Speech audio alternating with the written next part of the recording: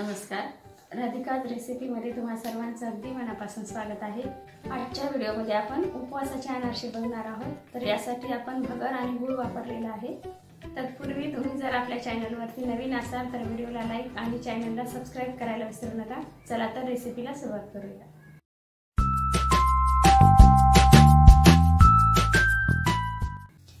या ठिकाणी उपवासाच्या अनारशासाठी मी पॅकेटची भगर घेतलेली आहे 1 वाटी। तुम्ही कोणती पण घेऊ शकता, रेग्युलर किंवा पॅकेटची वापरली तरी चालतं। ही भगर आपल्याला 1 दिवस पूर्ण भिजू घालायची आहे आणि दुसऱ्या दिवशी आपल्याला सगळं पाणी निथळून एखाद्या सुती कपड्यावरती टाकून एकदम कोरडी होऊ द्यायची आणि नंतर मिक्सर मधून बारीकसं पीठ काढून घ्यायचं आहे। त्याचं आपण तांदळाचे अनारसे ज्याप्रमाणे करतो त्याचप्रमाणे आपल्याला उपवासाच्या अनारशाला देखील तीच प्रोसेस करायची आहे। बघा, या ठिकाणी 10 ते 12 तासानंतर मी अशा प्रकारे पीठ काढून घेतलेलं आहे मिक्सर मधून। अगोदर भगर सुकू दिली आणि नंतर मग मिक्सर मधून काढून असं पीठ करून घ्यायचं आहे आपल्याला।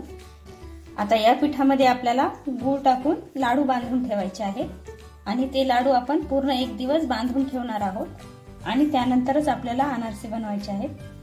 ज्या वाटीने आपण 1 वाटी भगर घेतली होती त्याच वाटीने आपल्याला गूळ देखील लागणार आहे। तर मी 1 वाटी गूळ किसून घेतलेला आहे या ठिकाणी। आता आपण यामध्ये ऍड करूया आणि याचे आपल्याला लाडू बांधून 1 दिवसासाठी ठेवून द्यायचे आहेत।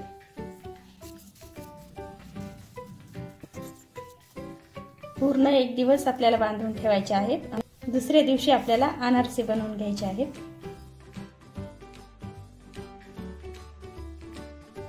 बघा, अशा प्रकारे आपल्याला मिक्स करून घ्यायचं आहे। पूर्ण एकजीव करून घ्यायचं आहे सगळं आणि नंतर मग लाडू बांधून घ्यायचे आहेत। बघा, अशा प्रकारे आपण मिक्स केलेलं आहे। आता आपण याचे लाडू बांधून ठेवूया। अशा प्रकारे आपल्याला ओबड-धोबड लाडू बांधून ठेवायचे आहेत। हे लाडू आपल्याला पूर्ण 1 दिवस सेट होऊ द्यायचे आहेत।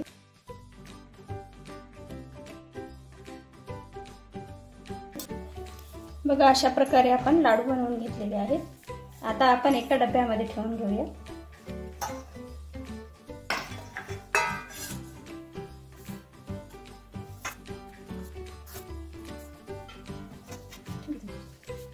आता हे लाडू आपल्याला 1 दिवस पूर्ण सेट होऊ द्यायचे आहेत।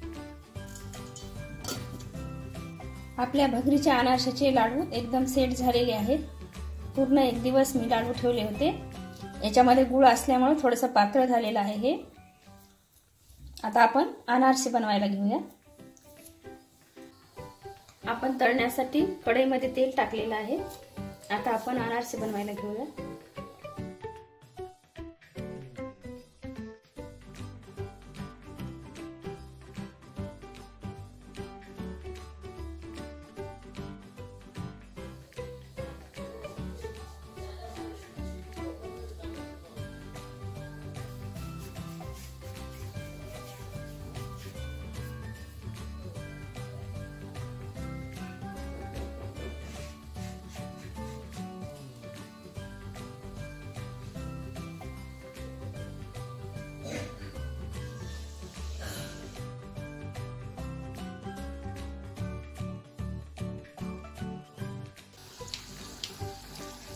आपला अनारसा वरती आलेला आहे। आता आपण काढून घेऊया।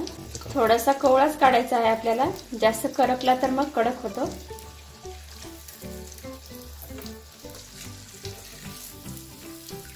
बघा, एकदम छान झालेला आहे अनारसा।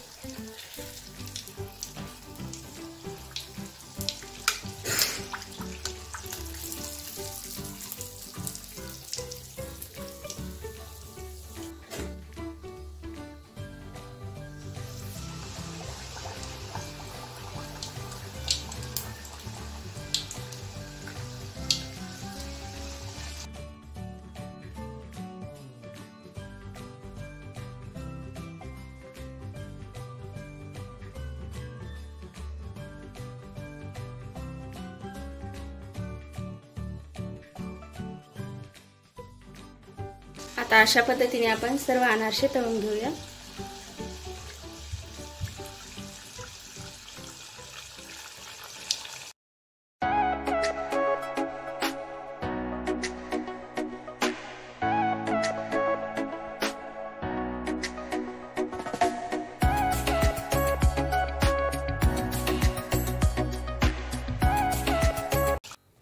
आपले उपवासाचे भगरीचे अनारसे रेडी झालेले आहेत। व्हिडिओ आवडला असेल तर व्हिडिओला लाईक आणि चॅनलला सबस्क्राईब करायला विसरू नका। धन्यवाद।